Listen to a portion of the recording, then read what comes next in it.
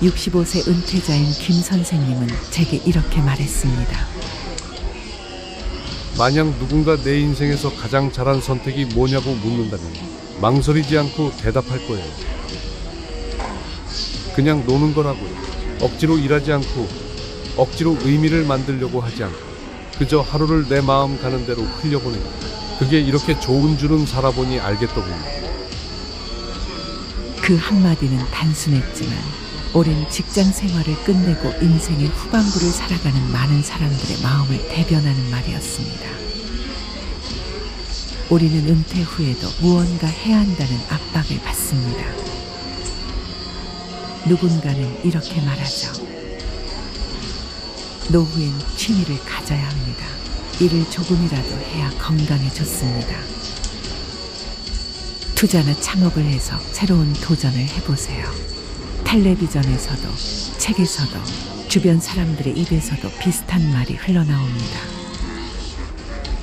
하지만 정작 은퇴자들 중 많은 분들은 이렇게 고백합니다. 그냥 노는 게 제일 행복했습니다. 돈도 명예도 거창한 계획도 필요 없었어요. 하루하루를 여유롭게 보내는 것이야말로 진짜 인생의 호사였어요. 김 선생님 역시 은퇴를 앞두고는 불안했습니다. 평생 대기업에서 근무하며 아침 일찍 집을 나서고 밤늦게야 들어오는 생활을 반복했죠. 출근과 퇴근, 회의와 보고, 출장과 실적, 그것이 인생의 전부였습니다. 그러다 은퇴가 다가오자 마음속에 알 수 없는 허전함과 두려움이 몰려왔습니다. 이제 뭘 해야 하지? 그냥 집에만 있으면 허무하지 않을까? 작게라도 가게를 해야 하나? 아니면 강의를 하거나 봉사활동을 시작해야 하나? 머릿속은 온통 그런 고민뿐이었습니다. 주변에서도 끊임없이 이런저런 조언을 했습니다. 당신처럼 부지런한 사람이 놀면 금방 병난다니까 뭐라도 해야지. 누군가는 지금이야말로 창업할 기회야라며 사업 이야기를 꺼냈습니다. 김 선생님도 한때는 카페 창업을 진지하게 고민했습니다. 하지만 점포 임대료, 인테리어 비용, 인건비까지 계산기를 두드리면 두드릴수록 머리가 무거워졌습니다. 은퇴 후에 여유를 위해 시작한 일이 오히려 더 큰 스트레스가 되어버린 겁니다.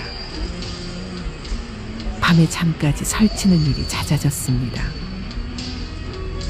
그때 아내가 조용히 말했습니다. 여보, 평생 고생했는데 왜 또 일을 하려고 해요? 이번에는 그냥 쉬어봐요. 그 한마디가 결정적이었습니다. 김 선생님은 마음을 바꿨습니다. 그래, 일단 1년은 그냥 놀아보자. 처음엔 쉽지 않았습니다. 아침에 눈을 뜨면 오늘은 뭘 해야 하지 하는 허전함이 찾아왔습니다. 출근을 하지 않는다는 사실이 어색했고 세상에서 뒤처지는 건 아닐까 하는 불안이 고개를 들었습니다. 하지만 시간이 조금씩 흘러가면서 놀랍게도 달라졌습니다. 아침에는 천천히 동네를 걸었습니다. 예전엔 늘 바쁘게 차에 몸을 싣고 출근길에 오르느라 보지 못했던 동네 꽃들이 눈에 들어왔습니다. 이웃들과 가볍게 인사를 나누는 것만으로도 마음이 따뜻해졌습니다. 낮에는 친구와 만나 장기를 두었습니다. 오랜만에 마주 앉아 웃고 떠드는 그 시간이 그렇게 소중할 줄은 몰랐습니다. 예전 같으면 점심을 먹고 다시 사무실로 들어가야 했지만 이제는 오후의 햇살을 여유롭게 즐길 수 있었습니다. 저녁이 되면 손주와 함께 놀았습니다. 블록을 쌓고 그림을 그리고 동화를 읽어주다 보면 어느새 하루가 훌쩍 지나갔습니다. 피곤하기는커녕 오히려 몸과 마음이 가벼워졌습니다. 김 선생님은 말합니다. 예전엔 출근이 인생의 전부였는데 이제야 비로소 내 시간을 찾았어요. 내가 몰랐던 진짜 행복이 이런 거였구나. 은퇴 전에는 노는 게 불안합니다. 일을 하지 않으면 도태될 것 같고 의미 있는 일을 만들지 않으면 인생이 허무할 것 같죠. 하지만 막상 은퇴를 하고 시간이 흐르면 깨닫게 됩니다. 억지로 일을 만드는 것보다 쉴 권리를 누리는 것이야말로 진짜 행복이라는 사실을요. 의학적으로도 여유 있는 휴식은 뇌와 몸을 회복시키는 중요한 과정입니다. 산책, 낮잠, 독서, 친구와의 대화 같은 단순한 여가가 스트레스를 줄이고 기억력을 유지하며 삶의 만족도를 크게 높여준다는 연구 결과도 있습니다. 전문가들은 은퇴 후 삶의 만족도를 결정짓는 가장 큰 요인 중 하나가 시간을 자기 마음대로 쓸 수 있는 자유라고 말합니다. 이 자유를 만끽할 때 비로소 진짜 행복이 찾아오는 겁니다. 물론 아무 준비 없이 놀 수는 없습니다. 아무리 노는 게 행복하다 해도 돈이 바닥나면 마음이 불안해져 제대로 쉴 수가 없습니다. 전문가들은 보통 이렇게 말합니다. 은퇴 후 안정적으로 논다는 건 최소한 생활비 20년치를 계산해 두었을 때 가능하다고요. 예를 들어 63세에 은퇴했다고 가정해 봅시다. 평균 수명 85세를 고려하면 앞으로 최소 22년은 더 살아야 합니다. 부부 기준으로 월 250만 원을 기본 생활비로 잡으면 연간 3천만 원이 필요합니다.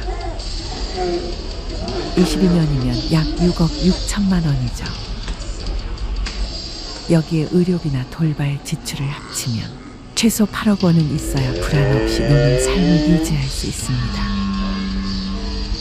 하지만 국민연금이나 퇴직연금 같은 정기적인 수입이 있다면 그만큼 준비금은 줄어듭니다.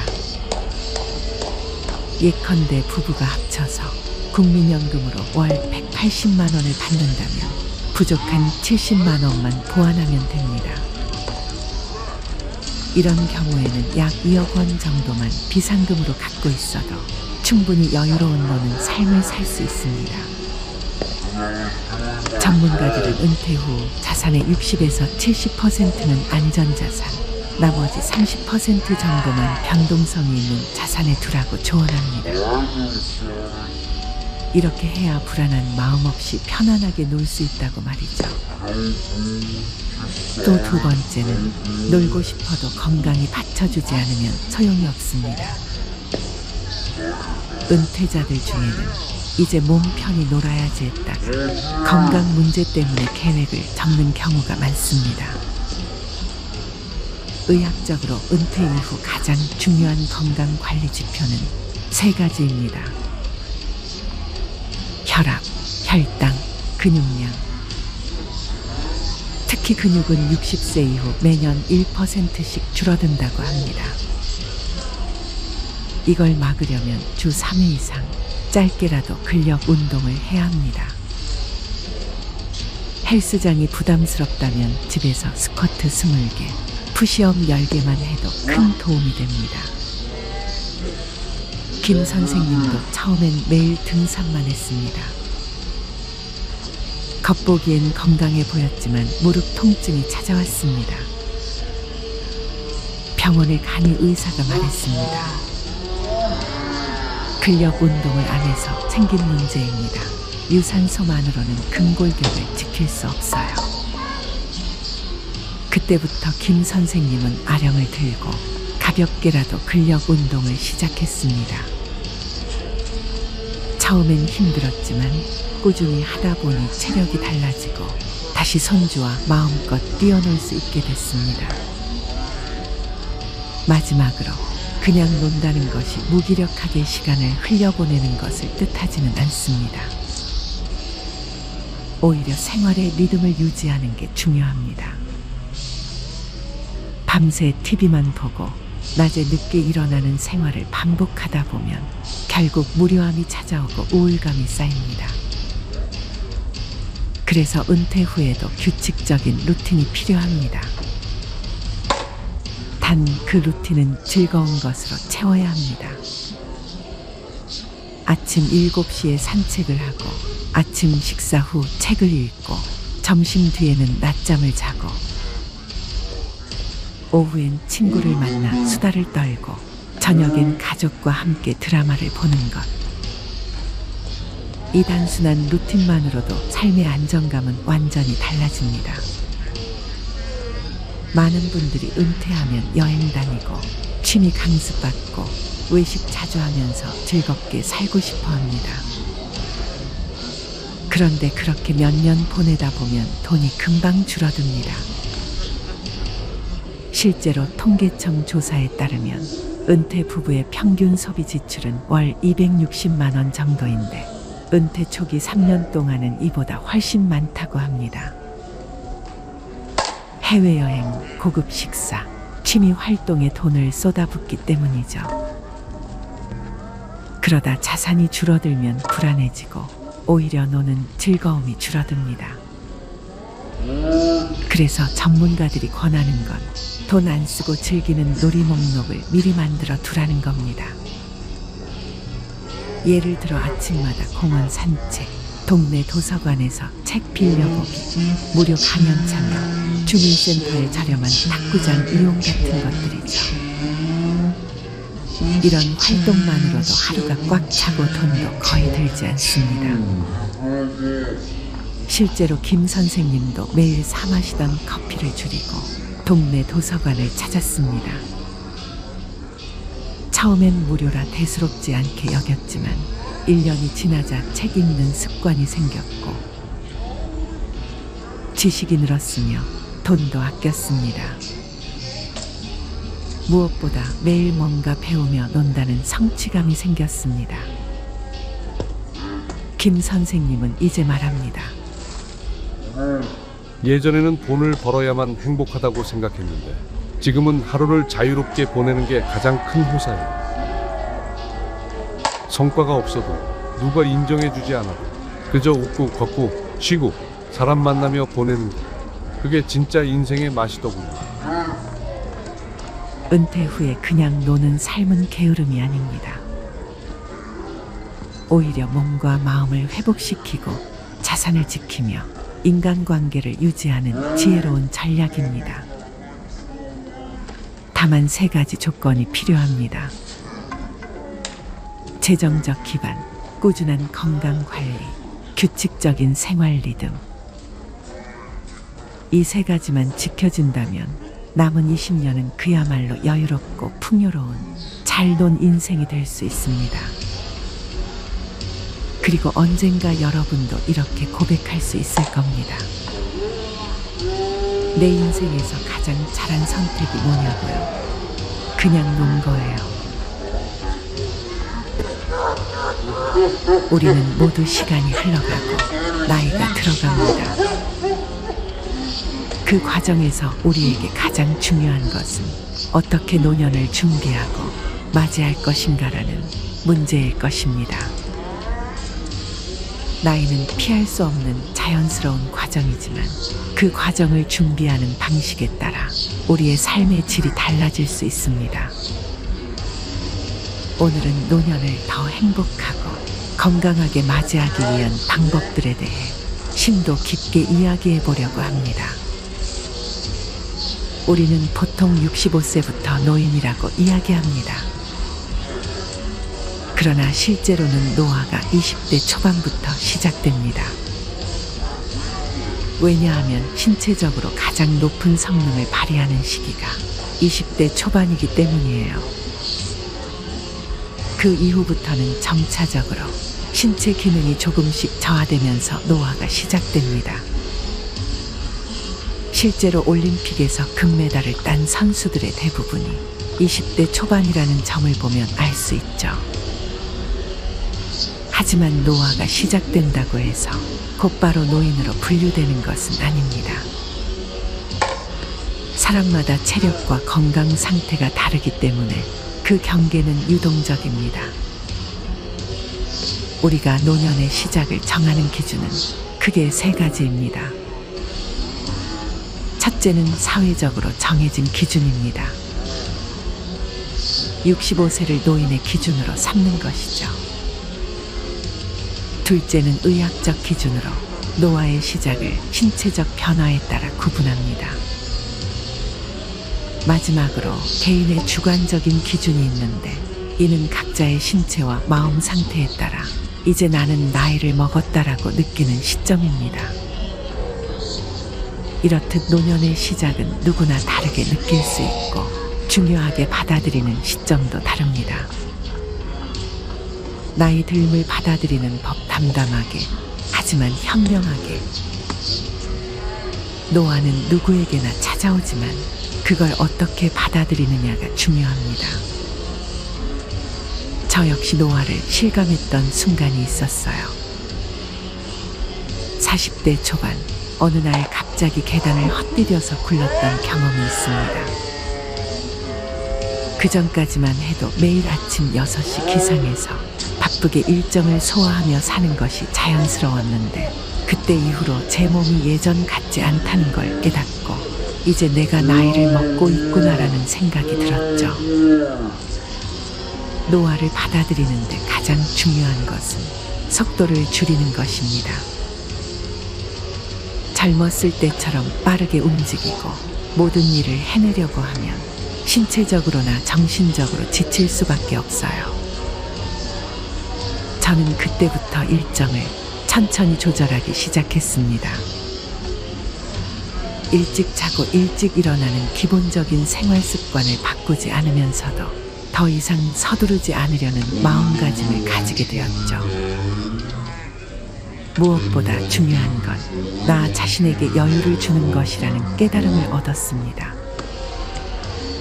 노화는 우리의 신체뿐만 아니라 마음에도 영향을 미칩니다.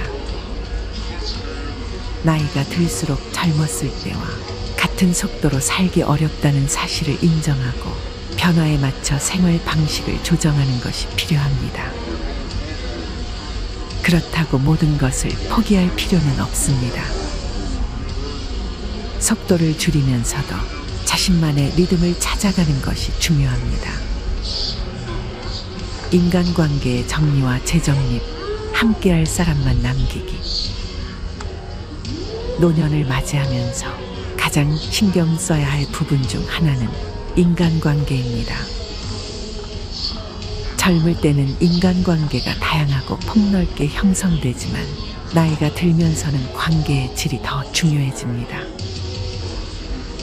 더 이상 모든 사람과 좋은 관계를 유지할 필요는 없습니다. 함께할 가치가 있는 사람들과만 관계를 유지하는 것이 중요하죠. 저는 개인적으로 돈 거래를 하지 않는다는 원칙을 지키고 있습니다. 돈 문제는 관계를 어렵게 만들 수 있는 중요한 요인 중 하나입니다. 돈 거래가 들어가면 감정적으로 불편해질 수 있고 그로 인해 관계가 깨질 수도 있죠. 그래서 저는 금전적인 거래가 없는 관계, 순수하게 마음을 나누는 관계를 중요하게 여깁니다. 또 관계를 유지하기 위해서는 서로에 대한 존중이 필수적입니다. 나이가 들면서 사람을 선택하고 신뢰할 수 있는 사람들과만 관계를 이어나가는 것이 정신적으로도 큰 도움이 됩니다. 나이가 들어도 건강하게 사는 법. 노년을 준비하는 데 있어서 건강은 모든 것의 기본입니다. 건강을 잃으면 아무리 많은 재산이나 좋은 인간관계가 있더라도 그것을 누리기 어렵습니다. 그러므로 노년을 맞이하기 전부터, 특히 30대나 40대부터 건강을 관리하는 것이 필수적입니다. 건강한 노년을 보내기 위한 첫 번째 비결은 꾸준한 운동입니다. 매일 30분에서 1시간 정도의 가벼운 운동은 신체와 정신을 모두 건강하게 유지하는 데 큰 도움을 줍니다. 운동은 반드시 격렬한 것이 아니어도 좋습니다.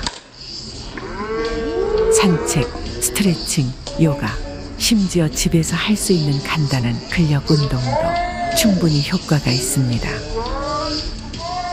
중요한 건 꾸준함입니다. 운동을 매일 일정한 시간에 하는 습관을 들이면 나이가 들어서도 신체 기능을 오래 유지할 수 있습니다. 두 번째로 중요한 것은 식습관입니다. 건강한 노년을 위해서는 평소에 건강한 식단을 유지하는 것이 필요합니다. 특히 과식을 피하고 제때 적당량의 음식을 섭취하는 것이 중요하죠. 신선한 채소와 과일을 자주 먹고 가공식품이나 당분이 많은 음식은 줄이는 것이 좋습니다. 음주와 흡연을 절제하는 것도 중요합니다. 담배는 40세 이전에 끊는 것이 좋습니다. 그리고 술은 일주일에 2번 이하로 마시고 과음하지 않는 것이 건강을 지키는 비결입니다. 행복의 조건, 건강과 인간관계. 행복한 노년을 위해서는 건강뿐만 아니라 정신적, 감정적으로도 준비가 필요합니다.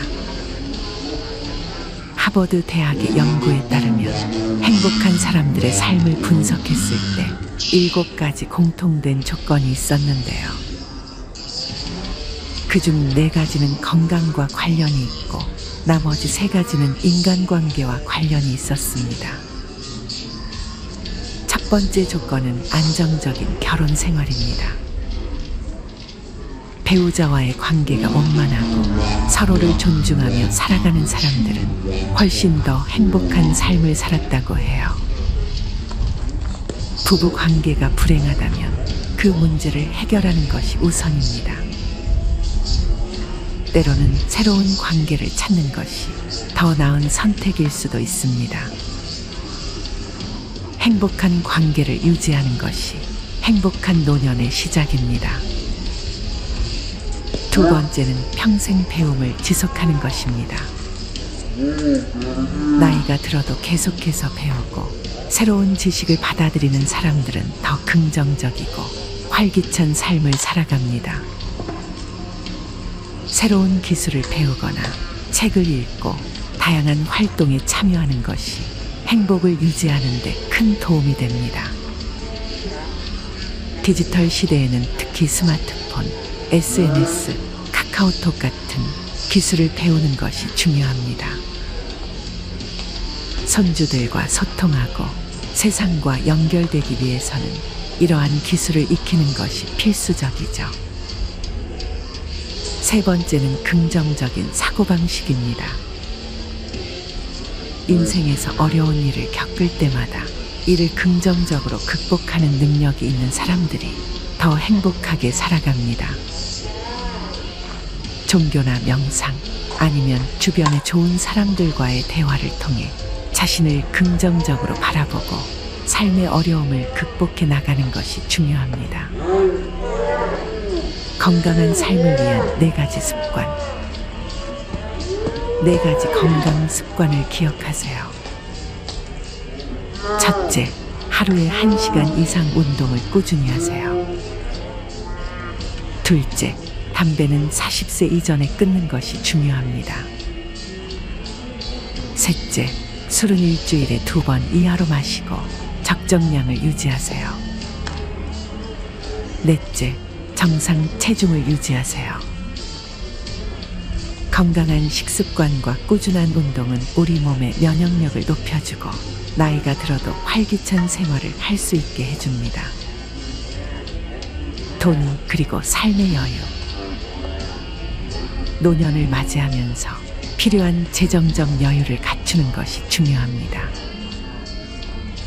그렇다고 해서 수십억 원의 재산을 모아야 한다는 의미는 아닙니다. 부자라는 개념은 단순히 돈의 액수로만 결정되지 않아요. 많은 사람들이 말하는 진정한 부자의 기준은 내가 원하는 것을 먹고 싶을 때 먹을 수 있고 하고 싶은 일을 할 수 있을 정도의 여유입니다. 이 정도의 경제적 자유를 누리기 위해서는 지나친 소비를 줄이고 자산을 관리하는 능력을 기르는 것이 중요하죠. 특히 노년에 접어들면 자식들에게 의지하지 않고도 스스로 경제적으로 자립할 수 있는 재정 상태를 유지하는 것이 중요합니다. 자식들이 부모를 부양할 수 없는 시대가 왔고 부모도 자식에게 경제적인 부담을 주기보다 서로 자립하며 건강한 관계를 유지하는 것이 좋습니다. 노후 준비를 위해 일정한 금액을 저축하거나 적절한 투자 계획을 세우는 것이 필요합니다. 하지만 돈이 우리의 행복을 모두 결정짓는 것은 아닙니다. 돈이 행복을 도와주는 중요한 요소이긴 하지만 돈만 있으면 행복할 거라는 기대는 버리는 것이 좋습니다. 중요한 것은 경제적 여유와 더불어 마음의 여유, 그리고 삶의 가치관을 제대로 설정하는 것이죠. 노년의 인간관계, 더 작고 깊게. 노년을 맞이하며 인간관계는 필연적으로 변하게 됩니다. 젊을 때는 직장, 사회, 여러 가지 활동을 통해 사람들과 많은 관계를 맺게 되지만 나이가 들면서는 자연스럽게 그 범위가 좁아지죠. 중요한 것은 나이 들수록 인간관계를 더 작고 깊게 만드는 것입니다. 더 이상 모든 사람과 좋은 관계를 유지하려는 부담을 가질 필요가 없습니다. 노년에는 함께 할 몇 명의 진정한 친구, 믿을 수 있는 가족과의 관계가 더 중요합니다. 그 관계에서 서로가 기대는 관계가 아니라 존중하고 이해하는 관계를 형성하는 것이 필요합니다. 예를 들어 우리는 종종 친구나 가족에게 너무 많은 기대를 걸어 실망하게 되는 경우가 많습니다. 하지만 기대치를 낮추고 그 사람 자체를 있는 그대로 받아들이면 관계는 훨씬 더 편안해집니다. 또한 노년에는 친구와의 관계뿐만 아니라 가족과의 관계도 재정립해야 합니다. 특히 자녀와의 관계에서는 부모와 자식 간의 역할 변화가 필요합니다. 자식들이 독립하면서 부모 역시 자식에게서 독립할 필요가 있습니다. 이때 가장 중요한 것은 자식에게 의존하지 않으면서도 서로를 존중하는 관계를 유지하는 것이죠. 새로운 취미와 자아 발견. 노년을 맞이하면서 우리는 새로운 취미를 발견하고 자기 자신을 새롭게 탐색할 수 있는 기회를 얻게 됩니다. 나이가 들면서 은퇴하거나 직업적인 의무에서 벗어나게 되면 자유 시간이 많아지죠. 이 시간을 어떻게 활용하느냐에 따라 노년의 삶의 질이 달라질 수 있습니다. 새로운 취미를 시작하는 것은 인생의 활력을 불어넣어 줍니다. 요가, 골프, 수영 같은 신체 활동부터 그림 그리기, 음악, 글쓰기 같은 예술적 취미에 이르기까지 무엇이든 상관없습니다. 중요한 것은 즐거움과 성취감을 느낄 수 있는 취미를 찾는 것입니다. 이는 단순한 여가 활동을 넘어서 우리의 뇌를 자극하고 삶의 의미를 재발견하는 기회가 될 수 있습니다. 취미를 통해 새로운 사람들을 만나는 것도 좋은 방법입니다. 같은 취미를 공유하는 사람들과의 만남은 새로운 인간관계를 형성하고 노년의 고립감을 줄이는 데 큰 도움이 됩니다. 무엇보다도 노년에는 자신만의 시간을 즐길 수 있는 능력을 키우는 것이 중요합니다. 혼자 있는 시간을 편안하게 보내는 것은 노년의 행복을 결정짓는 중요한 요소가 될 수 있습니다. 노년의 정신 건강, 긍정적인 마음가짐, 노년의 삶에서 신체 건강만큼 중요한 것이 바로 정신 건강입니다. 나이가 들면서 몸이 예전 같지 않다고 느끼는 순간들이 늘어나겠지만 그런 변화들을 긍정적으로 받아들이는 것이 필요합니다. 노화는 불가피한 과정이지만 이를 자연스럽게 받아들이고 그 안에서 행복을 찾는 것이 중요합니다.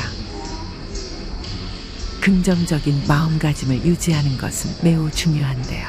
스트레스나 불안을 줄이기 위한 명상이나 마음 챙김 훈련이 도움이 될 수 있습니다. 또한 자신에게 맞는 삶의 속도와 리듬을 찾는 것이 중요합니다. 너무 무리하지 않고 삶의 흐름에 맞춰 살아가면서도 여전히 자신의 가치를 실현할 수 있는 삶을 살아가는 것이죠. 우리는 종종 나이가 들면서 성취감이나 자존감이 줄어든다고 느낄 수 있습니다. 이는 더 이상 젊었을 때처럼 큰 일을 해내지 못한다는 생각 때문이죠. 하지만 노년의 성취감은 작은 일상에서 찾아야 합니다. 가족과의 따뜻한 시간, 친구와의 한 잔의 차, 취미 활동에서 얻는 소소한 성취 등 일상 속에서 의미를 찾고 그 안에서 만족감을 느끼는 것이 중요합니다. 마지막으로 노년을 준비하며 가장 중요한 것은 미래를 바라보는 긍정적인 시선입니다. 나이가 들면 미래가 불확실해지거나 죽음에 대한 두려움을 느낄 수 있습니다. 그러나 그 속에서도 긍정적인 목표와 계획을 세우는 것이 중요합니다. 죽음은 피할 수 없는 현실이지만 그것에 얽매이지 않고 남은 삶을 즐기고 의미 있게 보내려는 노력이 필요하죠.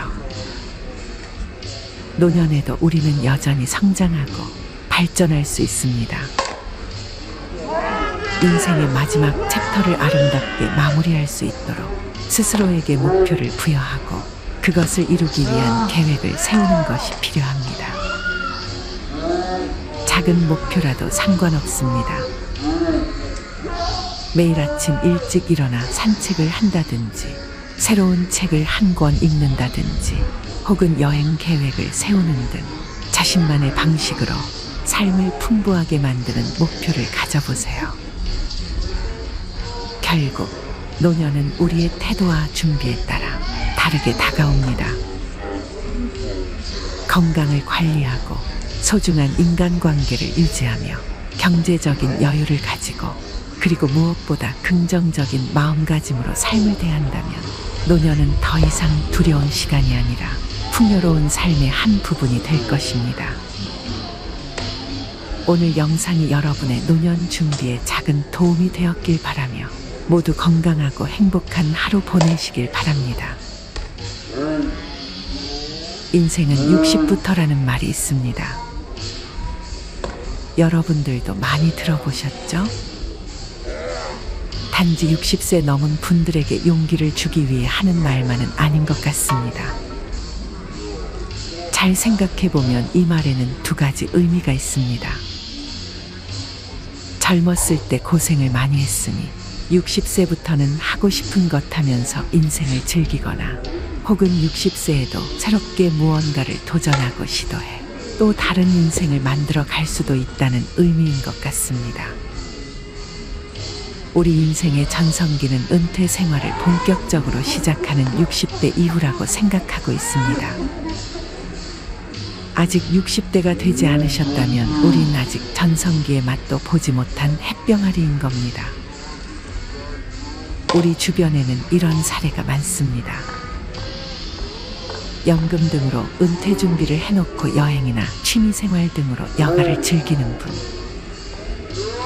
전문성을 가지고 지역사회에서 사회공헌이나 봉사활동에 전념하시는 분, 평소 자신이 하고 싶었던 일을 찾아 새롭게 도전하는 분 등 정말 다양한 분들을 만날 수 있습니다. 그러나 어떤 경우에도 그것이 일시적인 시도나 도전으로 그쳐서는 안 됩니다. 평균 수명 100세 시대를 맞이하는 지금 60세에게는 40년이라는 적지 않은 시간이 남아있기 때문입니다. 지금까지 살아온 만큼의 시간이 남아있는데 그 시간을 내 것으로 만들기 위해서는 그만한 준비와 노력이 필요합니다. 지금의 5, 60대가 사회인으로 첫 발을 내디딘 때는 20대였습니다. 학교를 졸업하고 직장을 얻어 사회인으로서 출발하기까지 최소한 10여 년의 준비 기간이 있었던 것입니다. 그 기간 동안 진로를 탐색하고 지식과 기술을 익히고 또 몇 번의 시행착오도 겪으면서 비로소 사회인으로서 출발했습니다. 그렇게 인생 1막이 시작되었습니다. 인생 2막도 마찬가지입니다. 1막처럼 준비기간이 10여 년까지는 아니더라도 적어도 1, 2년의 시간은 꼭 필요합니다. 이 시간은 인생 2막의 성공 여부를 좌우하는 가장 중요한 시간이 될 것입니다. 요즘 우리 주위에 힘드신 노인분들이 정말 많습니다. 이렇게 80대, 90대가 되시고 나서 젊어서 내가 이것만 좀 잘했으면, 이것만 그때 알았으면 하고 후회하는 것들이 있습니다. 오늘은 여기에 관한 현실적인 내용을 말씀드리려고 합니다. 오늘 알려드리는 내용은 우리 5, 60대 분들에게 정말 필요한 얘기가 아닐까 싶은데요. 오늘 영상 끝까지 집중하셔서 들어주시면 많은 도움이 되실 겁니다. 노후에 가장 후회하는 것 중 하나가 평생 빚 갚다가 세월 다 보냈다는 하소연입니다. 여러분들은 가계 대출 1위 국가가 바로 우리나라라는 것은 알고 계셨나요? 2021년 기준 OECD 31개국 중 우리나라가 GDP 대비 가계부채 비율 1위인 것으로 나타났습니다. 최근 들어 대출이 더 늘어났다고 하니 비율이 더 높아졌을 건데요. 그만큼 우리는 빚 갚느라 허덕이고 산다는 얘기가 됩니다. 대출이 있더라도 소득이 있는 젊은 시절에는 원금과 이자를 감당할 수 있어서 버틸 수 있지만 은퇴 후에는 수입도 없는데 원금과 이자를 꼬박꼬박 갚아야 한다면 여유 있어야 할 노후의 삶이 지옥이 될 수 있습니다. 일부에선 빚도 자산이라고 빚내서 투자를 통해 자산을 불리라고 권유하기도 하지만 이것은 어디까지나 주식도 쭉쭉 올라주고 아파트 청약하면 경쟁률이 수십 수백 대 1을 하던 호황기 때나 가능했던 얘기입니다.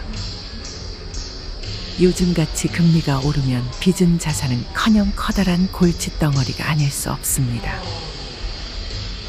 일정한 소득이 없거나 소득이 줄어드는 은퇴 이후에는 대출금이 없어야 은퇴 생활에 여유가 생깁니다. 그러니 집의 평수를 줄이거나 외곽으로 옮겨서라도 대출금부터 갚는 것이 은퇴 후 최우선 해결 과제라고 생각합니다. 두 번째는 큰 병에 대한 대비를 못한 겁니다. 노후 여유를 즐기면서 행복하게 살아야 할 삶을 예상치 못하게 무너뜨리는 게 질병입니다. 내가 병에 걸려도 문제고 배우자가 병에 걸려도 문제입니다. 그래서 노후의 질병에 대한 대비를 못한 것 때문에 후회하시는 분들이 많습니다. 막상 젊었을 때는 당장 내 몸 튼튼하니 건강에 대한 인식도 부족하고 건강에 돈을 쓰는 게 좀 아깝다는 생각이 드는 게 사실입니다. 그런데 50대가 되어보니 이런저런 일들로 병원 갈 일이 늘어나게 됩니다. 요즘 유튜브에서 보험 들지 말라는 내용을 자주 보게 됩니다. 보험에 가입해봐야 보험사 수익 및 수수료 등 떼고 남는 걸로 챙겨주는 건데 그런 것보다 내가 하는 게 낫다는 의미입니다. 그런데 이건 정말 자산을 잘 관리할 수 있을 때 얘기입니다.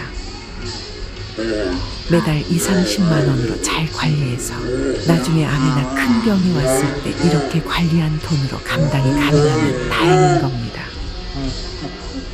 보험은 나갈 때는 꽁돈 같지만 큰일 닥쳤을 때 제일 효자 노릇하는 것도 역시 보험입니다. 그러니 실손보험은 꼭 가입해 두시길 바랍니다.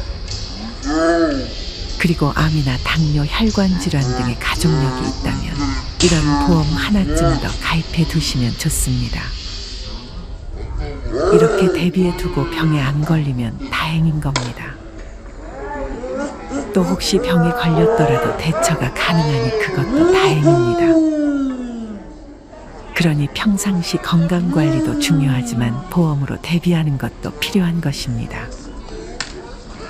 세 번째는 현금 흐름을 만들지 못했다는 것입니다. 노후에 역시 후회하는 부부는 늘 돈에 쪼달리며 사는 겁니다. 젊어서도 그렇지만 나이 들수록 돈이 없으면 더 초라해집니다. 노후에는 당장 자산이 얼마 있냐보다 더 중요한 것은 매달 자동 수익이 들어오고 또 쓸 수 있는 현금이 있느냐 하는 겁니다. 친구들 만나서 기분 좋게 차 한 잔 또는 술 한 잔 하며 편하게 사는 것도 당장 쓸 돈이 있어야 가능한 것입니다. 나이 들어서 모양 빠지지 않고 어느 정도 품위를 유지하는 친구들 보면 대부분 당장 현금이 있거나 아니면 매달 들어오는 고정적인 수입이 있는 경우가 대부분입니다. 공무원이나 군인, 대기업 출신은 안정적인 연금이 나오기 때문에 상대적으로 여유가 있는 이유입니다. 우리는 월세 받아가며 사는 것을 많이 부러워합니다. 소위 건물주라고들 하죠. 물론 세입자 관리에 무슨 문제가 생기거나 고장나면 수리도 해줘야 되고 세입자가 나가서 또 다른 세입자로 채워야 합니다. 건물 관리하는 것도 쉬운 일이 아닙니다. 그래서 매월 따박따박 나오는 연금이 좋습니다. 그러니 노후에 후회하지 않으려면 한 살이라도 젊을 때 매달 나올 수 있는 현금 흐름을 만들어 놔야 합니다. 네 번째는 돈에 관한 공부를 하지 못한 것입니다. 나이가 들수록 돈을 불리기보다 있는 자산을 지키는 게 더 중요합니다. 자산을 지키려고 하니 은행의 예적금 밖에 떠오르지 않는 분들이 대부분일 겁니다. 금리가 높을 때는 그것도 좋은 방법입니다. 주식이나 코인, 부동산에 투자해라 이런 얘기를 하는 게 아닙니다. 자산이 있다면 최소 현 상황에서 어디에 넣어두는 것이 가장 좋은지 정도는 알아두고 실천해야 한다는 것입니다. 또한 자산을 앞으로 남은 3, 40년 노후를 위해서 어떻게 배분하고 어떻게 사용할지, 부족한 부분이 있다면 어떻게 충당할지 이런 부분을 고민하고 따져보는 것이 중요합니다. 마지막으로 다섯 번째는 좀 더 젊어서 도전하지 못한 것입니다. 나이 드신 어르신들이 가장 많이 하는 얘기가 젊었을 때 하고 싶었던 일들을 못한 것에 대한 후회입니다. 열심히 살아왔지만 가정을 꾸리고 자식들 키우고 또 가계 대출을 갚기 위해서 하고 싶었던 많은 것들을 억누르고 살았던 게 사실이고 현실입니다. 그렇다고 잘못된 삶도 아니고 정말 열심히 잘 살아온 겁니다. 다만 돌이켜보니 그때 왜 그렇게 아등바등 살지 않았어도 되는데 그때는 왜 그걸 몰랐을까 하는 것인 것 같습니다. 그래서 한 살이라도 젊은 지금 하고 싶은 일에 도전해야 하는 것이 중요합니다. 도전을 망설이는 이유로 남들이 어떻게 볼까 싶어 망설이는 분들이 계십니다. 또 지금까지 그냥 잘 살아왔는데 이 나이에 와서 뭘 하겠어 하시는 분들도 계십니다. 하지만 나중에 후회를 남기지 않으려면 지금 해야 합니다. 하고 싶은 일을 도전해 보시고 새로운 취미를 찾아보시기 바랍니다. 세계 여행에 도전해 보는 것도 좋습니다. 학창 시절 못했던 공부도 좋습니다. 노년의 몸짱에도 도전해 보시고 젊었을 때보다 더 바쁘게 많이 도전해서 후회를 남기지 말았으면 합니다. 지금 8, 90대 어르신들 젊었을 때는 이런 얘기를 해주는 것도 없었고 그냥 열심히만 살면 되는 줄 알았던 시기였습니다. 하지만 지금은 노후에 관한 정보가 홍수처럼 넘쳐나고 열심히 사는 것만으로는 힘들다는 걸 알고 있습니다. 그러니 넘치는 정보 속에서 옥석을 가려내시고 또 그걸 바탕으로 조금이라도 젊을 때 대비하고 실천하셔야 후회 없는 노후를 보내시게 될 겁니다. 사람은 성장하는 동안은 늙지 않습니다. 노력하는 사람은 75세까지 인간적 성장을 할 수 있습니다. 선즉죄인이라는 말이 있습니다. 앞서서 이를 도모하면 능히 남을 누를 수 있다는 뜻인데요. 남을 의미하는 일을 나의 인생으로 바꾸어 보면 인생을 다스릴 수 있다는 뜻으로 해석할 수 있습니다. 100세 시대 50대라면 아직 50년을 더 살아야 합니다. 건강하고 보람된 100세 시대를 누릴 수 있는 시간이 충분하다고 볼 수 있습니다. 여러분도 오늘 알려드린 내용을 잘 기억하시고 남은 생을 보람되게 보낼 수 있길 바랍니다.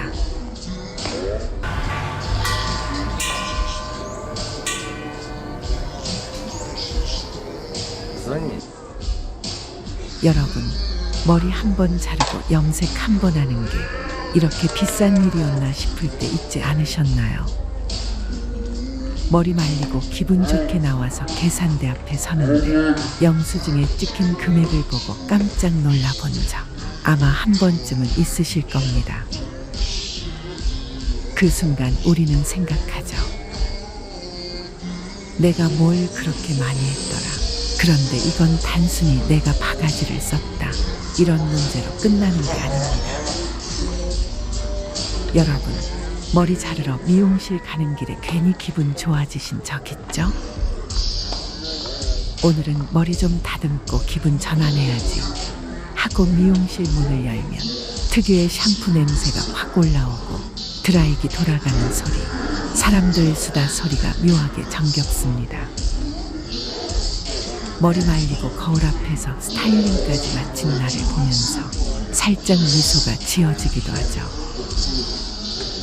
그런데 그 행복은 계산대 앞에서 순식간에 깨져버립니다. 예상했던 금액보다 훨씬 높은 숫자가 찍혀 있으면 머리가 아니라 마음이 어지러지해집니다. 내가 뭐 그렇게 많이 했나? 순간 머릿속으로 내가 받은 시술을 하나씩 떠올려 보지만 도무지 납득이 되지 않습니다. 사실 이 경우 나만 겪는 게 아니더라고요. 요즘 여기저기서 이런 이야기가 터져나옵니다. 이건 단순히 바가지를 썼다. 이런 문제로 끝나는 게 아닙니다. 이건 동네 미용실이 보내는 구조 신호이고 우리가 익숙했던 그 골목 풍경이 서서히 사라지고 있다는 경고음입니다. 요즘은 뭐 하나 안 오르는 게 없습니다. 장바구니 물가, 전기, 가스요금 다 올랐죠. 그런데 미용실 가격은 그 중에서도 독보적입니다. 통계청 자료를 보면 지난해 미용 서비스 소비자 물가 지수가 무려 3.5%나 올랐습니다. 같은 기간 전체 소비자 물가는 1.7%였어요. 그러니까 미용실 요금은 2배 이상 더 가파르게 오른 겁니다. 문제는 단순한 가격 인상이 아니라는 거예요. 메뉴판에 써 있는 가격이 전부가 아니라는 겁니다. 커트, 염색 가격만 보고 들어갔는데 나올 때 영수증에는 이상한 항목들이 줄줄이 붙어 있습니다. 실제로 제 지인이 겪은 일입니다. 평소 다니던 미용실 대신 새로 생긴 곳에 가서 염색을 하기로 했대요. 가격표를 보니 염색 7만 원. 괜찮다 싶어서 시술을 받고 계산을 했습니다. 그런데 결제창에 찍힌 금액은 12만 원. 왜냐고 물으니 고객님은 기장이 길어서 3만 원 추가 요금 붙고 모발 손상이 심하셔서 영양 클리닉 해드렸어요 라는 답이 돌아왔습니다.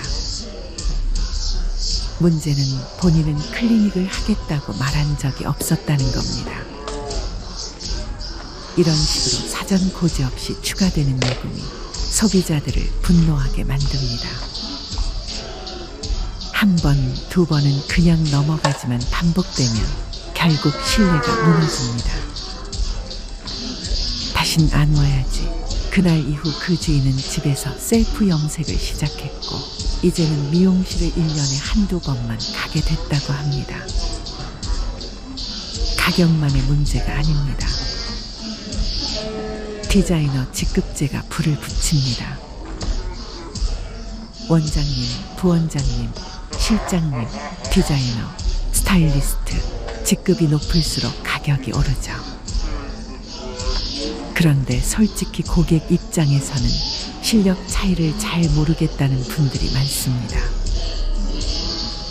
염색약 바르는 건 대부분 스태프가 하고 샴푸도 다른 분이 해주는데 커트 마무리만 원장님이 한다고 해서 2만 원, 3만 원씩 더 내야 하는 게 맞나 하는 생각이 듭니다. 그렇다고 미용실 원장님들을 무조건 비난할 수도 없습니다. 그분들도 하루하루 버티기 위해 몸부림치고 계시거든요. 염색약, 펌약 같은 재료 대부분이 수입인데 환율이 오르면 재료비도 덩달아 오릅니다.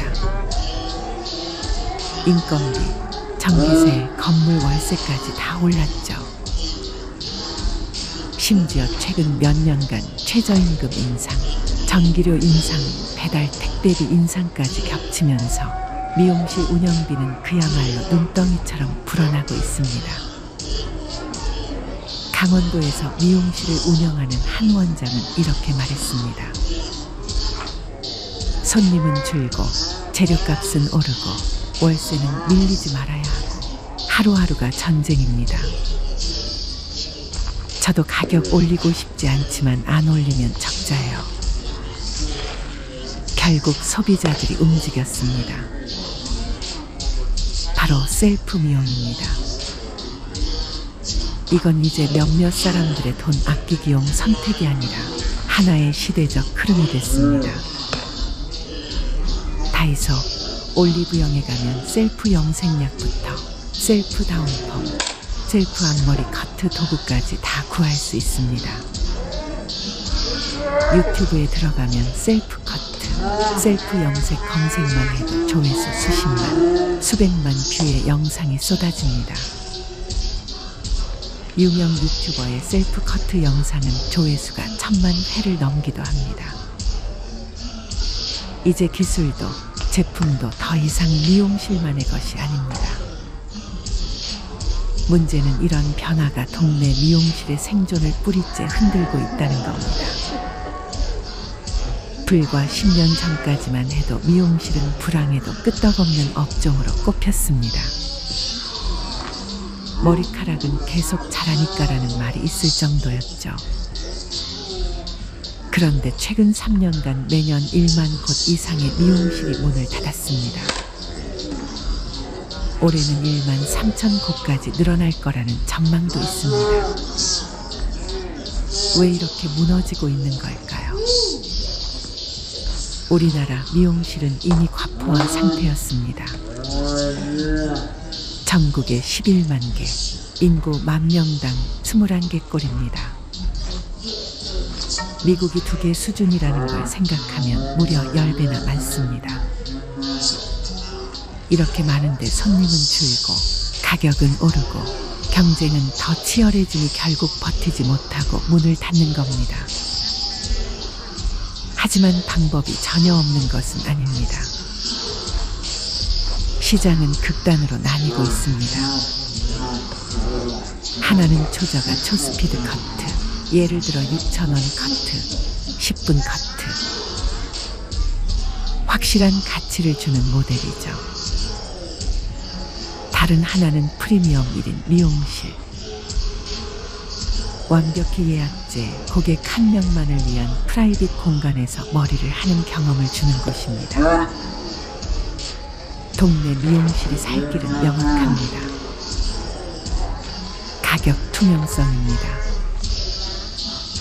모든 추가 요금을 미리 고지하고 계산할 때 고객이 놀라지 않도록 해야 합니다. 틈새 전문화입니다. 복구펌, 하이엔드 컬러링처럼 집에서 절대 못하는 시술을 특화하는 겁니다. 그리고 관계 형성입니다. 손님의 취향, 고민을 기억하고 머리 자르는 사람이라는 역할을 넘어 헤어 카운셀러가 되어야 합니다. 여러분, 미용실은 단순히 머리카락을 자르는 곳이 아니었습니다. 그곳은 우리 동네의 사랑방이었고 소식을 나누는 공간이었습니다. 가끔은 미용실에서 들은 한마디로 하루 기분이 달라지기도 했습니다. 우리가 셀프 염색약을 집어드는 순간 합리적인 소비를 한 것 같지만 어쩌면 더 큰 것을 잃고 있는 건지도 모릅니다. 친근했던 원장님의 얼굴, 머리를 감겨주던 스태프의 안부, 미용실에서 나누던 작은 수다까지요. 앞으로 우리 동네 미용실이 어떤 모습으로 남을지는 결국 우리가 어떤 선택을 하느냐에 달려 있습니다. 여러분은 어떻게 생각하시나요? 미용실 가격, 셀프 미용, 그리고 우리 동네 미용실의 미래. 댓글로 여러분의 경험과 생각을 나눠주세요.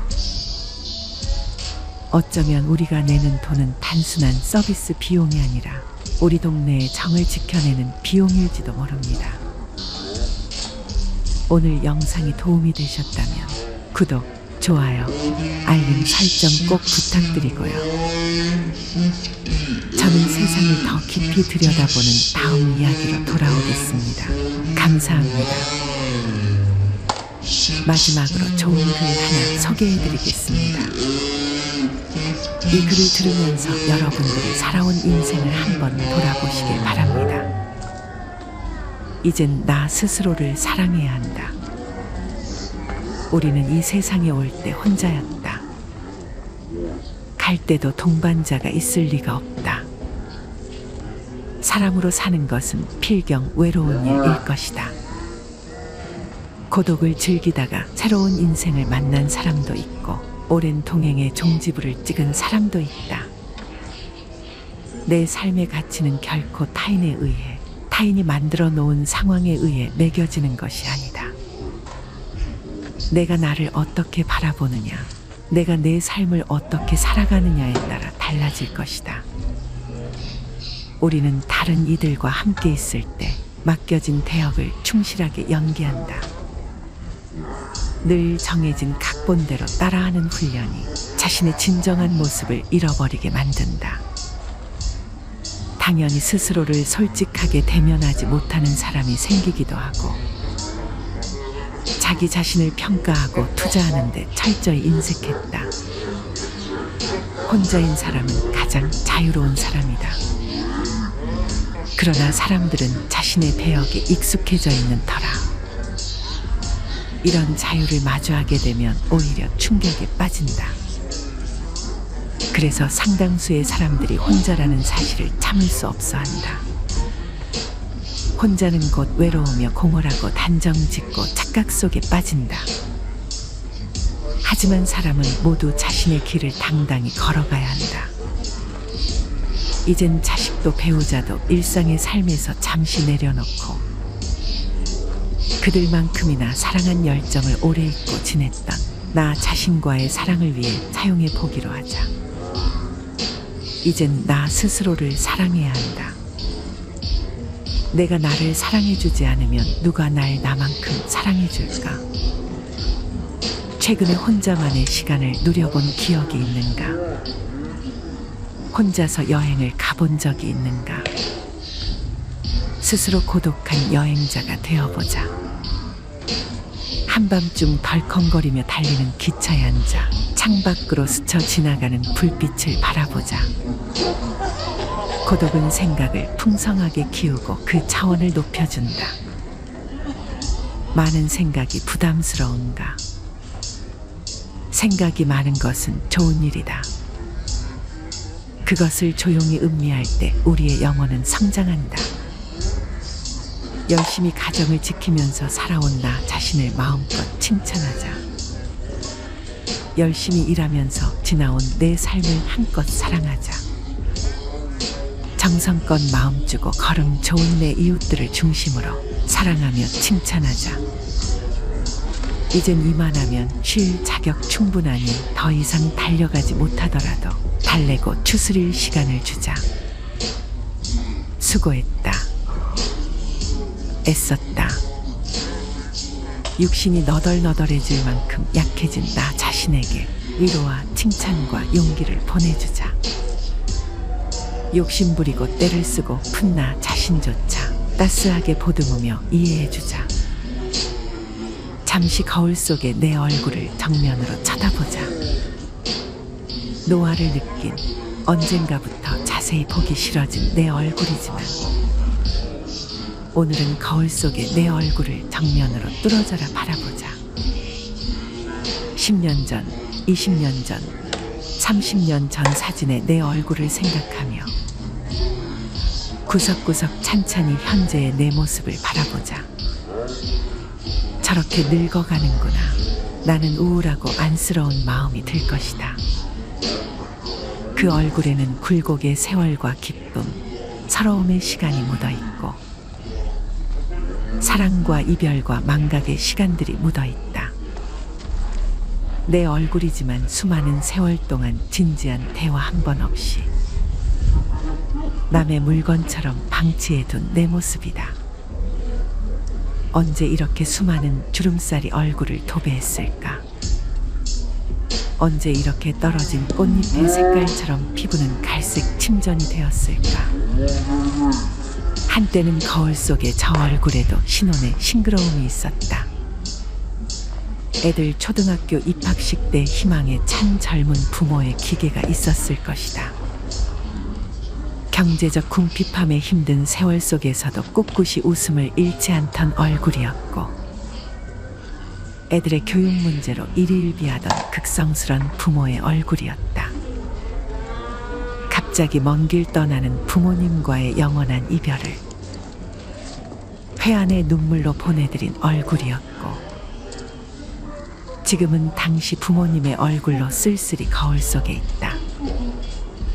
낯설게 변해버린 굳은 무표정의 얼굴에게 이젠 진정으로 좋은 표정을 선물해주자. 지난 세월 근심과 걱정 속에서 찌들어간 내 얼굴에게 앞으로는 웃음과 희망을 전해주고 더 이상 주름살은 남겨주지 않도록 노력하자. 열심히 살아온 내 얼굴에게 그동안 너무 고마웠다고 말해주자. 수십 년을 동고동락해준 내 얼굴에게 지구상에 오직 하나뿐인 내 얼굴에게 남은 시간은 우리들만을 위해 바치겠노라고 약속하자. 생각은 말이 되고 말은 행동이 되며 행동은 습관이 되고 습관은 삶의 변화를 준다. 어떤 생각을 하느냐에 따라 인생이 달라진다. 내가 나를 사랑하지 않으면 남들 또한 나를 사랑해주지 않을 것이다. 첫 번째, 내가 제일 좋아했던 취미 생활을 시작하자. 두 번째, 내가 진짜 가보고 싶은 여행지로 훌쩍 떠나자. 세 번째, 신발은 지금까지 신었던 가격보다 좀 비싼 걸로 투자하자. 네 번째, 마음을 터놓을 수 있는 친구에게 당장 전화해보자. 다섯 번째, 아직 용서해주지 않았던 사람이 있다면 가슴을 열고 용서해주자. 그러면 내가 편해진다. 여섯 번째, 거리가 멀더라도 맛집으로 이름난 식당을 찾아 나 자신에게 음식 선물을 해주자. 일곱 번째, 매일 아침 눈을 뜨는 순간 나는 사랑받기 위해 태어난 사람이고 지금 이 순간이 가장 행복한 사람이라고 외치자. 이 글을 읽은 모든 사람이 과거에 어떻게 살았던, 지금 당장부터 행복했으면 한다. 거울 속의 낯선 나를 이젠 진정 사랑하는 대상으로 친하게 지내며 먼 훗날 영원한 안식 여행을 떠날 때 너와 나 우리는 행복한 삶을 살았다고 말할 수 있었으면 얼마나 좋을까. 내가 먼저 내 얼굴을 사랑해라고 말하고 바로 행동을 했으면 합니다. 나를 없인 여기지 말고 위대하고 또 위대한 소중하고 귀한 사람이 당신임을 잊지 말고 살았으면 합니다. 나는 지구상 하나뿐인 내 얼굴을 사랑합니다. 왜냐하면 한평생 희노애락을 같이 경험하며 살아온 얼굴이니까요. 이제는 늦기 전에 인생을 즐겨라. 아주 오래 살 것처럼 행동하면 어리석다. 걷지도 못할 때까지 기다리다가 인생을 후회하지 말고 몸이 허락하는 한 가보고 싶은 곳 여행하라. 혹시 병 들더라도 겁먹거나 걱정하지 마라. 태어나서 늙고 병들고 죽는 것은 누구에게나 오는 것 아닌가. 몸은 의사에게 맡기고 목숨은 하늘에 맡기고 마음은 스스로 책임져야 한다. 자식들이나 손자에 관한 일은 눈으로 보고 귀로 듣기만 하고 입은 꼭 다무셔라. 자신이 자신을 최고로 여기고 자신을 대접하며 살다가 생로병사에 순응하며 살자. 머물듯 가는 것이 세월인 것을.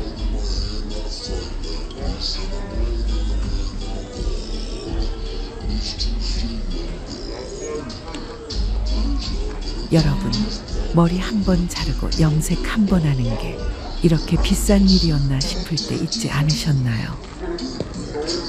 머리 말리고 기분 좋게 나와서 계산대 앞에 서는데 영수증에 찍힌 금액을 보고 깜짝 놀라본 적 아마 한 번쯤은 있으실 겁니다. 그 순간 우리는 생각하죠. 내가 뭘 그렇게 많이 했더라. 그런데 이건 단순히 내가 바가지를 썼다. 이런 문제로 끝나는 게 아닙니다. 여러분, 머리 자르러 미용실 가는 길에 괜히 기분 좋아지신 적 있죠? 오늘은 머리 좀 다듬고 기분 전환해야지 하고 미용실 문을 열면 특유의 샴푸 냄새가 확 올라오고 드라이기 돌아가는 소리, 사람들 수다 소리가 묘하게 정겹습니다. 머리 말리고 거울 앞에서 스타일링까지 마친 나를 보면서 살짝 미소가 지어지기도 하죠. 그런데 그 행복은 계산대 앞에서 순식간에 깨져버립니다. 예상했던 금액보다 훨씬 높은 숫자가 찍혀 있으면 머리가 아니라 마음이 어지러지해집니다. 내가 뭐 그렇게 많이 했나? 순간 머릿속으로 내가 받은 시술을 하나씩 떠올려 보지만 도무지 납득이 되지 않습니다. 사실 이 경험 나만 겪는 게 아니더라고요. 요즘 여기저기서 이런 이야기가 터져나옵니다. 이건 단순히 바가지를 썼다. 이런 문제로 끝나는 게 아닙니다. 이건 동네 미용실이 보내는 구조 신호이고 우리가 익숙했던 그 골목 풍경이 서서히 사라지고 있다는 경고음입니다. 요즘은 뭐 하나 안 오르는 게 없습니다. 장바구니 물가, 전기, 가스요금 다 올랐죠.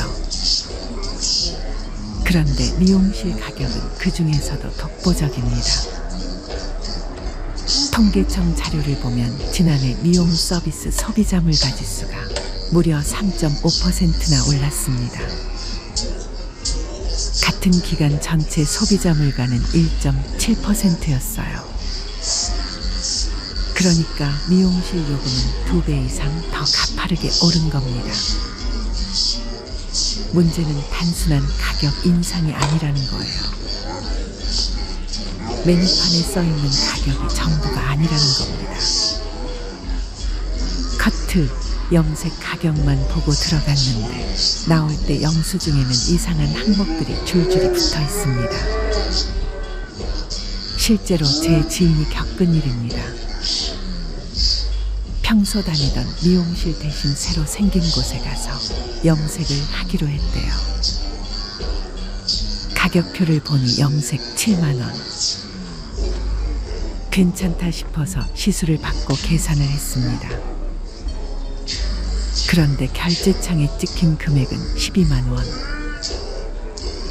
왜냐고 물으니 고객님은 기장이 길어서 3만 원 추가 요금 붙고 모발 손상이 심하셔서 영양 클리닉 해드렸어요 라는 답이 돌아왔습니다.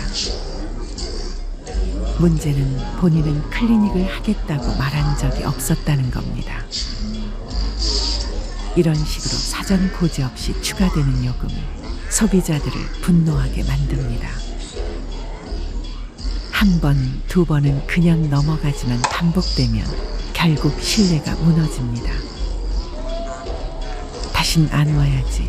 그날 이후 그 지인은 집에서 셀프 염색을 시작했고 이제는 미용실을 1년에 한두 번만 가게 됐다고 합니다. 가격만의 문제가 아닙니다. 디자이너 직급제가 불을 붙입니다. 원장님, 부원장님, 실장님, 디자이너, 스타일리스트, 직급이 높을수록 가격이 오르죠. 그런데 솔직히 고객 입장에서는 실력 차이를 잘 모르겠다는 분들이 많습니다. 염색약 바르는 건 대부분 스태프가 하고 샴푸도 다른 분이 해주는데 커트 마무리만 원장님이 한다고 해서 2만 원, 3만 원씩 더 내야 하는 게 맞나 하는 생각이 듭니다. 그렇다고 미용실 원장님들을 무조건 비난할 수도 없습니다. 그분들도 하루하루 버티기 위해 몸부림치고 계시거든요. 염색약, 펌약 같은 재료 대부분이 수입인데 환율이 오르면 재료비도 덩달아 오릅니다. 인건비, 전기세, 건물 월세까지 다 올랐죠. 심지어 최근 몇 년간 최저임금 인상, 전기료 인상, 배달 택배비 인상까지 겹치면서 미용실 운영비는 그야말로 눈덩이처럼 불어나고 있습니다. 강원도에서 미용실을 운영하는 한 원장은 이렇게 말했습니다.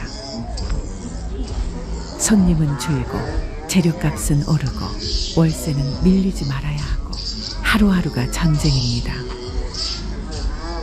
저도 가격 올리고 싶지 않지만 안 올리면 적자예요. 결국 소비자들이 움직였습니다. 바로 셀프 미용입니다. 이건 이제 몇몇 사람들의 돈 아끼기용 선택이 아니라 하나의 시대적 흐름이 됐습니다. 다이소, 올리브영에 가면 셀프 염색약부터 셀프 다운펌, 셀프 앞머리 커트 도구까지 다 구할 수 있습니다. 유튜브에 들어가면 셀프 커트, 셀프 염색 검색만 해도 조회수 수십만, 수백만 뷰의 영상이 쏟아집니다. 유명 유튜버의 셀프 커트 영상은 조회수가 1000만 회를 넘기도 합니다. 이제 기술도 제품도 더 이상 미용실만의 것이 아닙니다. 문제는 이런 변화가 동네 미용실의 생존을 뿌리째 흔들고 있다는 겁니다. 불과 10년 전까지만 해도 미용실은 불황에도 끄떡없는 업종으로 꼽혔습니다. 머리카락은 계속 자라니까라는 말이 있을 정도였죠. 그런데 최근 3년간 매년 1만 곳 이상의 미용실이 문을 닫았습니다. 올해는 1만 3천 곳까지 늘어날 거라는 전망도 있습니다. 왜 이렇게 무너지고 있는 걸까요? 우리나라 미용실은 이미 과포화 상태였습니다. 전국에 11만 개, 인구 10,000명당 21개 꼴입니다. 미국이 2개 수준이라는 걸 생각하면 무려 10배나 많습니다. 이렇게 많은데 손님은 줄고 가격은 오르고 경제는 더 치열해지니 결국 버티지 못하고 문을 닫는 겁니다. 하지만 방법이 전혀 없는 것은 아닙니다. 시장은 극단으로 나뉘고 있습니다. 하나는 초저가 초스피드 커트, 예를 들어 6,000원 커트, 10분 커트. 확실한 가치를 주는 모델이죠. 다른 하나는 프리미엄 1인 미용실. 완벽히 예약제, 고객 한 명만을 위한 프라이빗 공간에서 머리를 하는 경험을 주는 곳입니다. 동네 미용실이 살 길을 명확합니다. 가격 투명성입니다. 모든 추가 요금을 미리 고지하고 계산할 때 고객이 놀라지 않도록 해야 합니다. 틈새 전문화입니다. 복구펌, 하이엔드 컬러링처럼 집에서 절대 못하는 시술을 특화하는 겁니다. 그리고 관계 형성입니다. 손님의 취향, 고민을 기억하고 머리 자르는 사람이라는 역할을 넘어 헤어 카운셀러가 되어야 합니다. 여러분, 미용실은 단순히 머리카락을 자르는 곳이 아니었습니다. 그곳은 우리 동네의 사랑방이었고 소식을 나누는 공간이었습니다. 가끔은 미용실에서 들은 한마디로 하루 기분이 달라지기도 했습니다. 우리가 셀프 염색약을 집어드는 순간 합리적인 소비를 한 것 같지만 어쩌면 더 큰 것을 잃고 있는 건지도 모릅니다. 친근했던 원장님의 얼굴, 머리를 감겨주던 스태프의 안부, 미용실에서 나누던 작은 수다까지요. 앞으로 우리 동네 미용실이 어떤 모습으로 남을지는 결국 우리가 어떤 선택을 하느냐에 달려 있습니다.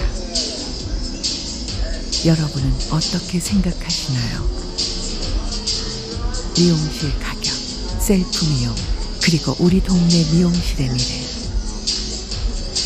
댓글로 여러분의 경험과 생각을 나눠주세요. 어쩌면 우리가 내는 돈은 단순한 서비스 비용이 아니라 우리 동네의 정을 지켜내는 비용일지도 모릅니다. 오늘 영상이 도움이 되셨다면 구독, 좋아요, 알림 설정 꼭 부탁드리고요. 저는 세상을 더 깊이 들여다보는 다음 이야기로 돌아오겠습니다. 감사합니다. 마지막으로 좋은 글 하나 소개해드리겠습니다. 이 글을 들으면서 여러분들이 살아온 인생을 한번 돌아보시길 바랍니다. 이젠 나 스스로를 사랑해야 한다. 우리는 이 세상에 올 때 혼자였다. 갈 때도 동반자가 있을 리가 없다. 사람으로 사는 것은 필경 외로운 일일 것이다. 고독을 즐기다가 새로운 인생을 만난 사람도 있고 오랜 동행의 종지부를 찍은 사람도 있다. 내 삶의 가치는 결코 타인에 의해, 타인이 만들어 놓은 상황에 의해 매겨지는 것이 아니다. 내가 나를 어떻게 바라보느냐, 내가 내 삶을 어떻게 살아가느냐에 따라 달라질 것이다. 우리는 다른 이들과 함께 있을 때 맡겨진 대역을 충실하게 연기한다. 늘 정해진 각본대로 따라하는 훈련이 자신의 진정한 모습을 잃어버리게 만든다. 당연히 스스로를 솔직하게 대면하지 못하는 사람이 생기기도 하고, 자기 자신을 평가하고 투자하는 데 철저히 인색했다. 혼자인 사람은 가장 자유로운 사람이다. 그러나 사람들은 자신의 대역에 익숙해져 있는 터라 이런 자유를 마주하게 되면 오히려 충격에 빠진다. 그래서 상당수의 사람들이 혼자라는 사실을 참을 수 없어 한다. 혼자는 곧 외로우며 공허하고 단정짓고 착각 속에 빠진다. 하지만 사람은 모두 자신의 길을 당당히 걸어가야 한다. 이젠 자식도 배우자도 일상의 삶에서 잠시 내려놓고 그들만큼이나 사랑한 열정을 오래 잊고 지냈던 나 자신과의 사랑을 위해 사용해 보기로 하자. 이젠 나 스스로를 사랑해야 한다. 내가 나를 사랑해주지 않으면 누가 날 나만큼 사랑해줄까? 최근에 혼자만의 시간을 누려본 기억이 있는가? 혼자서 여행을 가본 적이 있는가? 스스로 고독한 여행자가 되어보자. 한밤중 덜컹거리며 달리는 기차에 앉아 창밖으로 스쳐 지나가는 불빛을 바라보자. 고독은 생각을 풍성하게 키우고 그 차원을 높여준다. 많은 생각이 부담스러운가? 생각이 많은 것은 좋은 일이다. 그것을 조용히 음미할 때 우리의 영혼은 성장한다. 열심히 가정을 지키면서 살아온 나 자신을 마음껏 칭찬하자. 열심히 일하면서 지나온 내 삶을 한껏 사랑하자. 정성껏 마음 주고 걸음 좋은 내 이웃들을 중심으로 사랑하며 칭찬하자. 이젠 이만하면 쉴 자격 충분하니 더 이상 달려가지 못하더라도 달래고 추스릴 시간을 주자. 수고했다. 애썼다. 육신이 너덜너덜해질 만큼 약해진 나 자신에게 위로와 칭찬과 용기를 보내주자. 욕심부리고 때를 쓰고 푼 나 자신조차 따스하게 보듬으며 이해해주자. 잠시 거울 속에 내 얼굴을 정면으로 쳐다보자. 노화를 느낀 언젠가부터 자세히 보기 싫어진 내 얼굴이지만 오늘은 거울 속에 내 얼굴을 정면으로 뚫어져라 바라보자. 10년 전, 20년 전, 30년 전 사진의 내 얼굴을 생각하며 구석구석 찬찬히 현재의 내 모습을 바라보자. 저렇게 늙어가는구나. 나는 우울하고 안쓰러운 마음이 들 것이다. 그 얼굴에는 굴곡의 세월과 기쁨, 서러움의 시간이 묻어있고 사랑과 이별과 망각의 시간들이 묻어있다. 내 얼굴이지만 수많은 세월 동안 진지한 대화 한 번 없이 남의 물건처럼 방치해둔 내 모습이다. 언제 이렇게 수많은 주름살이 얼굴을 도배했을까? 언제 이렇게 떨어진 꽃잎의 색깔처럼 피부는 갈색 침전이 되었을까? 한때는 거울 속에 저 얼굴에도 신혼의 싱그러움이 있었다. 애들 초등학교 입학식 때 희망에 찬 젊은 부모의 기계가 있었을 것이다.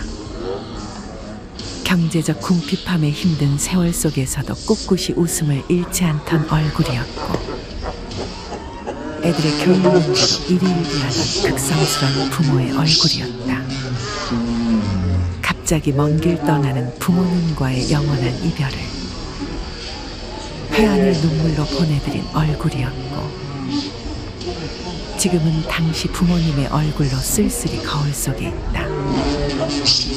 낯설게 변해버린 굳은 무표정의 얼굴에게 이젠 진정으로 좋은 표정을 선물해주자.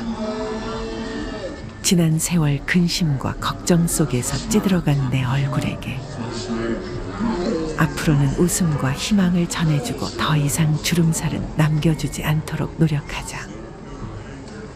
열심히 살아온 내 얼굴에게 그동안 너무 고마웠다고 말해주자. 수십 년을 동고동락해준 내 얼굴에게 지구상에 오직 하나뿐인 내 얼굴에게 남은 시간은 우리들만을 위해 바치겠노라고 약속하자. 생각은 말이 되고 말은 행동이 되며 행동은 습관이 되고 습관은 삶의 변화를 준다. 어떤 생각을 하느냐에 따라 인생이 달라진다. 내가 나를 사랑하지 않으면 남들 또한 나를 사랑해주지 않을 것이다. 첫 번째, 내가 제일 좋아했던 취미 생활을 시작하자. 두 번째, 내가 진짜 가보고 싶은 여행지로 훌쩍 떠나자.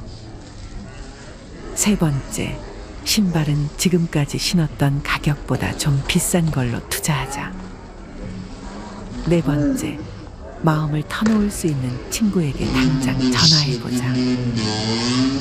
다섯 번째, 아직 용서해주지 않았던 사람이 있다면 가슴을 열고 용서해주자. 그러면 내가 편해진다. 6번째, 거리가 멀더라도 맛집으로 이름난 식당을 찾아 나 자신에게 음식 선물을 해주자. 7번째, 매일 아침 눈을 뜨는 순간 나는 사랑받기 위해 태어난 사람이고 지금 이 순간이 가장 행복한 사람이라고 외치자. 이 글을 읽은 모든 사람이 과거에 어떻게 살았던, 지금 당장부터 행복했으면 한다. 거울 속의 낯선 나를 이젠 진정 사랑하는 대상으로 친하게 지내며 먼 훗날 영원한 안식 여행을 떠날 때 너와 나 우리는 행복한 삶을 살았다고 말할 수 있었으면 얼마나 좋을까. 내가 먼저 내 얼굴을 사랑해라고 말하고 바로 행동을 했으면 합니다. 나를 없인 여기지 말고 위대하고 또 위대한 소중하고 귀한 사람이 당신임을 잊지 말고 살았으면 합니다. 나는 지구상 하나뿐인 내 얼굴을 사랑합니다. 왜냐하면 한평생 희노애락을 같이 경험하며 살아온 얼굴이니까요. 이제는 늦기 전에 인생을 즐겨라. 아주 오래 살 것처럼 행동하면 어리석다. 걷지도 못할 때까지 기다리다가 인생을 후회하지 말고 몸이 허락하는 한 가보고 싶은 곳 여행하라. 혹시 병 들더라도 겁먹거나 걱정하지 마라.